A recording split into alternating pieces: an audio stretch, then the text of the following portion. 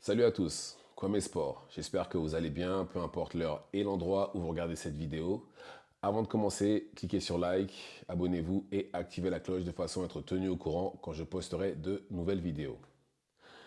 Et le monstre mexicain a gagné. David Benavidez a battu Alexander Gvozdyk par décision unanime et désormais il est le mandataire WBC en light heavyweight. Alors, très beau combat, divertissant. Et ce qu'on peut retenir de Benavidez, c'est qu'il a fait d'énormes progrès défensifs, d'énormes progrès. Il se déplace mieux, il bouge la tête, il arrive, il combat en reculant, bon, un peu mieux qu'avant. Bon, il y a encore des déchets, hein, bien entendu, mais en tout cas, progrès énorme. Et quoi d'autre? Oui, par contre, il se jette un peu trop aussi. Mais bon, ça, après, encore une fois, il envoie des coups au milieu des combinaisons, ce qui est très dangereux, puisque là, c'était Gvozdyk.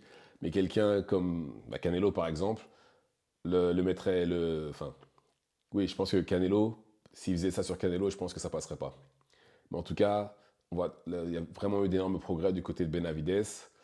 Par contre, là, après, vu que là, c'était en light heavyweight, pour la première fois, je crois que David Benavidez était fatigué.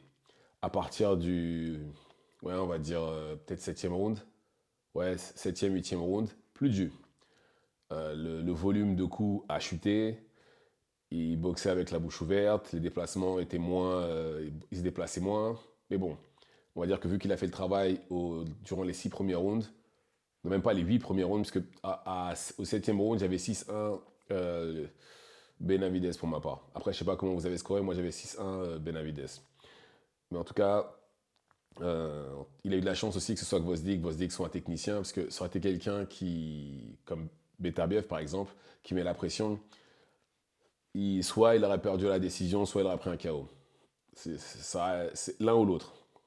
Parce que vraiment son volume de coups a complètement chuté. On a l'habitude de voir Benavidez envoyer des combinaisons ou même mettre la pression, même juste mettre des jabs pour maintenir à distance l'adversaire.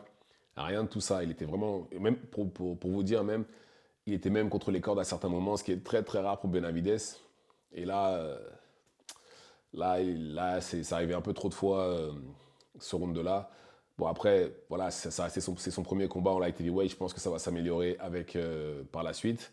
Mais en tout cas, voilà, belle victoire pour David Benavidez. Et ben maintenant, théoriquement, son prochain combat, ça devrait être le vainqueur de Beterbiev contre Bivol.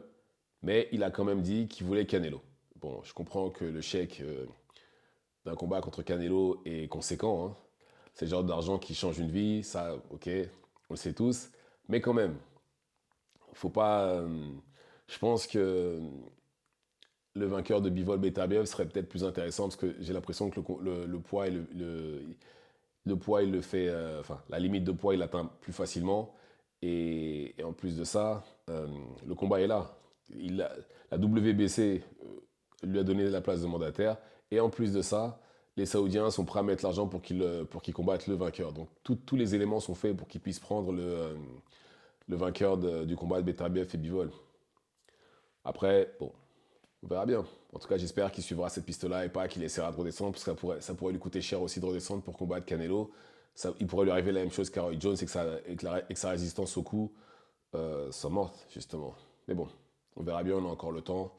Là, il va rentrer chez lui, il va se reposer. On reparlera de ça dans quelques mois. Ouais, tiens, en parlant de Roy Jones, apparemment, Roy Jones, maintenant que Benavidez habite à Miami, Roy Jones l'aurait aidé justement pendant son camp d'entraînement. Et bon, après, j'ai pas vu de Roy Jones, de mouvement signature de Roy Jones dans la prestation de Benavidez. Mais en tout cas, encore une fois, de gros, gros, gros progrès.